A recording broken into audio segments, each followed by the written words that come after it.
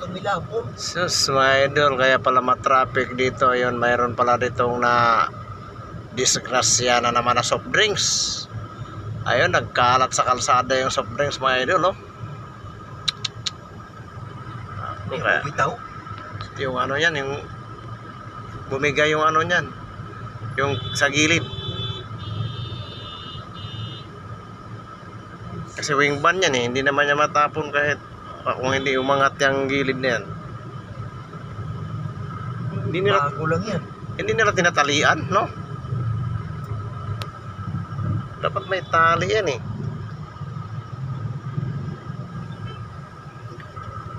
Eto. Pala sobrang traffic dito sa may tulay ng Asinan. Galing papuntang Kaingin.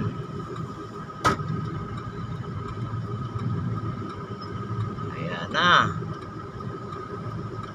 Bilisan nyo, kaya nakaka-traffic na. Kalat, buti walang buti, mga plastic lang, no? Kung may buti yan, sabog-sabog yan. May tali ba yun, naputol. Putol yung tali. Pero may tali, oh. Overloaded.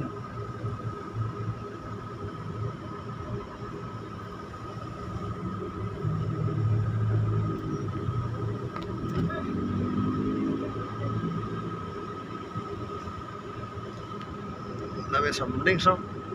Soft drinks. Ayan na. Pababa na kami dito sa airport, oh. Ayan, airport na yung mga ilaw na yan.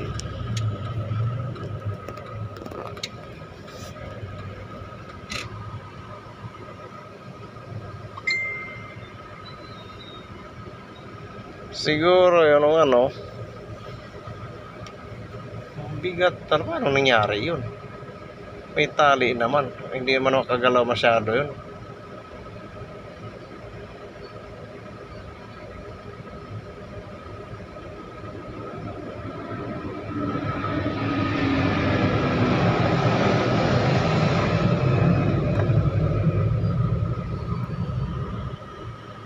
Diyos.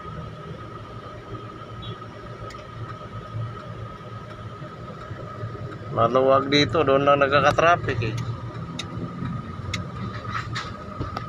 Yan, pasok pa tayo ng multi.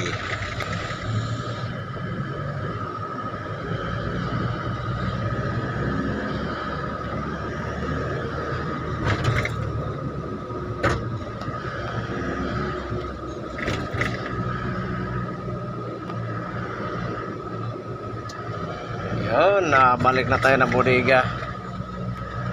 Thank you Lord at makakauwi na kami. Yan, dito na po tayo sa bodega, mga idol. Pasok na po tayo dito. Yan, si Idol Brian, oh. Opo doon. Wala pa sila. Hindi, dito lang. Ayan. Yeah. So, papasok na tayo sa bodega, mga idol. Bigyan natin itong resibo na makauwi na tayo.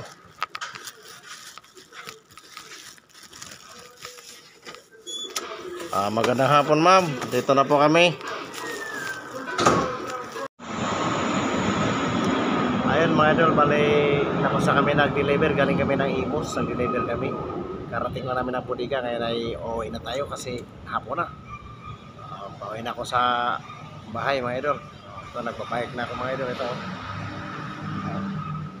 service natin.